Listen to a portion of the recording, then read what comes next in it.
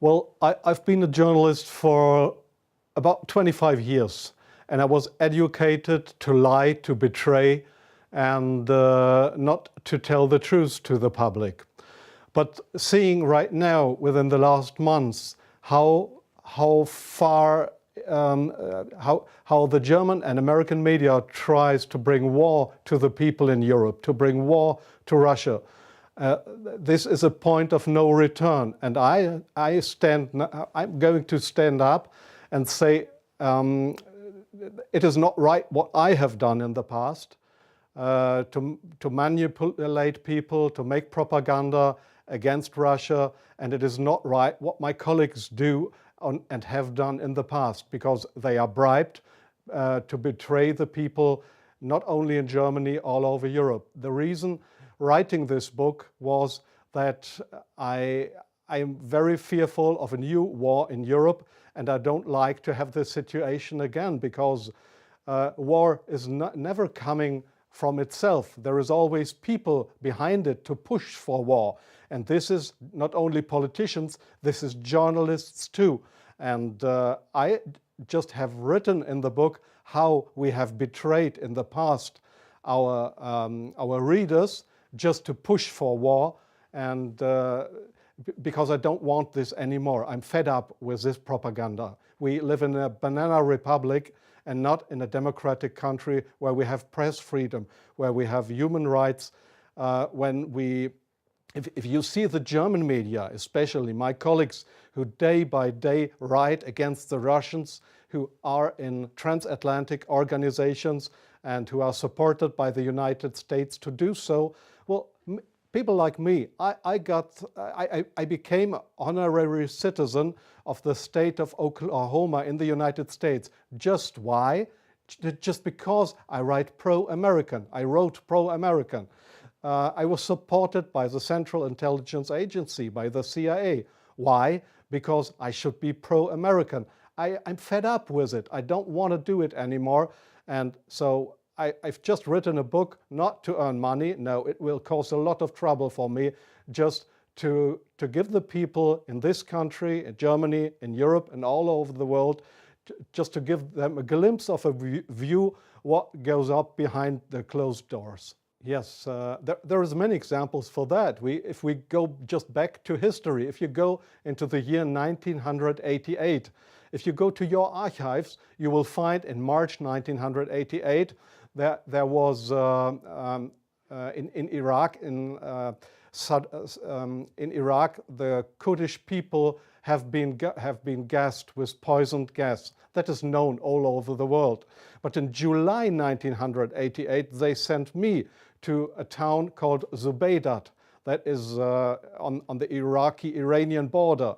There was war. It was war between the Iranians and the Iraqis, and I was sent there to photograph how the Iranians have been gassed with poisoned gas, with German poisoned gas. You call it Lost and Zarine, mustard gas, made by Germany. They have been gassed, and I was there to make photographs how these people have been killed by poisoned gas from Germany. When I came back to Germany, there was just one small photo in a newspaper, in the Frankfurter Allgemeine, and there was one small article not writing how impressive, brutally, how unhuman, how terrible it was to kill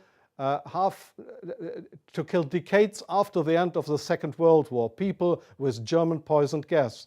So this was a situation I feel misused for having been there and just to give a documentary what has been done, but not being allowed to cry out to the world what we have done behind closed doors. Up to today, it's not well known in the public that with German public gas, there have been hundreds or thousands of people gassed in this city of Zubaydat. Now you ask, what have I done for intelligence agencies? So please see, most of the journalists you see in foreign countries, they claim to be journalists, and they might be journalists, European or American journalists, but many of them, like me in the past, are so-called non-official cover. That's what the Americans call that. I have been a non-official cover. Non-official cover means what? It means you too work for an intelligence agency. You help them if they want you to help them,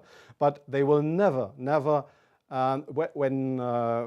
when you are locked, or when they find out that you are not only a journalist but a spy too, they will never say, "Oh, this was one of our guys." They will not know you. That means non-official cover.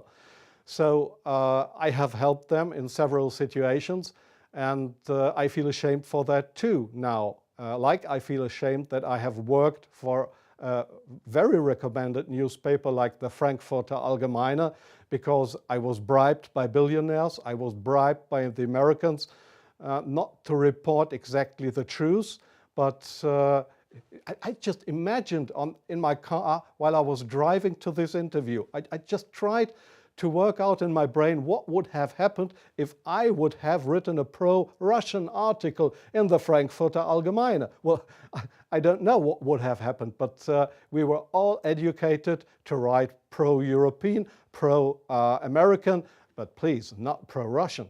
So I'm very sorry for that, but this is not what I understand for democracy and for press freedom. I'm very sorry for that. Well, yes, I understand your question very well. Germany is still a kind of a colony of the United States. You see that in many points, like the majority of the Germans don't want to have nukes in our country, but we still have American nukes. So we are still a kind of a colony of the Americans. And being a colony, it is very easy to approach young journalists through what is very important here is transatlantic organizations. All journalists from really respected and recommended big German newspapers, magazines, radio stations, TV stations, they are all members or guests of those big transatlantic organizations. And there, in these transatlantic organizations, you are approached to be pro-American, and there is nobody coming to you and saying, "Well, we are the Central Intelligence Agency, would you like to work for us?" No, this is not the case how it happens. What they do, these transatlantic organizations, is they invite you for seeing the United States. They pay for that, they pay all your expenses and everything. So you are bribed, you get more and more corrupt, because they make you good contacts. You won't know that those good contacts are, let's say, non-official covers, or officially people working for Central Intelligence Agency or other American agencies. So you make friends. You think they are friends, and you cooperate with them. They ask you, "Well, could you do me this favor? Could you do me that favor?"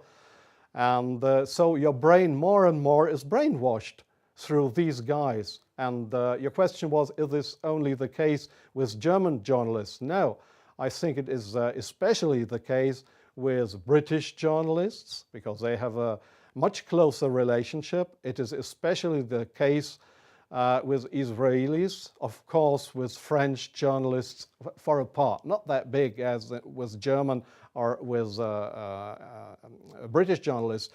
It is the case for Australian journalists, for journalists from New Zealand, from Taiwan, well, there is many countries in the Arab world, like Jordan, for example, like Oman, the Sultanate of Oman. There is many countries where this happens, where you find people to claim they are respected journalists, but if you look behind them, you'll find they are puppets on a string of the Central Intelligence Agency. I'm sorry in interrupting you. I'll give you one example. Sometimes the intelligence agencies, they come to your office and want you to write an article. I give you an example not from strange other journalists, from me myself. I've just forgotten the year. I just remember that the German Foreign Intelligence, Bundesnachrichtendienst, it is just a sister organization of the Central Intelligence Agency. It was founded by the American Intelligence Agency. So one day the BND, this German Foreign Intelligence Agency, came to my office at the Frankfurter Allgemeine in Frankfurt. And they wanted me to write an article about Libya and about Colonel Muammar Gaddafi. I had absolutely no secret informations regarding Colonel Muammar Gaddafi and Libya. But they gave me all these secret informations, and they just wanted me to write, to sign the article with my name. I did that, but it was an article that was published in the Frankfurter Allgemeine that originally came from the Bundesnachrichtendienst, from the German Foreign Intelligence Agency. So do you really think that this is journalism, intelligence agencies writing articles? Oh yes, that article, I have reprinted it partly in my book. That article was how Libya and Colonel Muammar Gaddafi, how he secretly tried to build a poison gas factory, I think in Rabta was the name, yeah. And I got all those information. It was a story that was printed worldwide 2 days later. But I had no information on that. It was the intelligence agencies that wanted me to write this article. So, but this is not the way journalism should work, that intelligence agencies, that they decide what is printed and what not. If I say no, I give you an example from a very good example if you say no. Well, we have a rescue unit in Germany with helicopters for traffic accidents. It's called, they call themselves the Yellow Angels. There was one guy who didn't want to cooperate. He was a pilot of the helicopter service of the Yellow Angels in Germany. This guy said no to the Foreign Intelligence Service Bundesnachrichtendienst when they approached him and wanted him as a non-official cover to work for the German Foreign Intelligence Agency, under just to pretend to be somebody from the Yellow Angels. So what happened was that he lost his job, and the court in Germany, the judge decided that they were right, because such a guy could not be trusted. He was kicked off his job because he didn't cooperate with the Foreign Intelligence Service. So I knew what would happen if I would not cooperate with intelligence services. Well, I have had, let me say, 6 times my house was house searched because I was accused by the public prosecutor, the German public prosecutor. I was accused of leaking secrets of states. 6 times house searched. Well, they hoped that I wouldn't do that ever again. But I think it's worse that the truth will come out one day. The truth won't die. And I don't mind what will happen. I've had 3 heart attacks. I have no children. So if they want to bring me to court or to prison, so it's worse for the truth.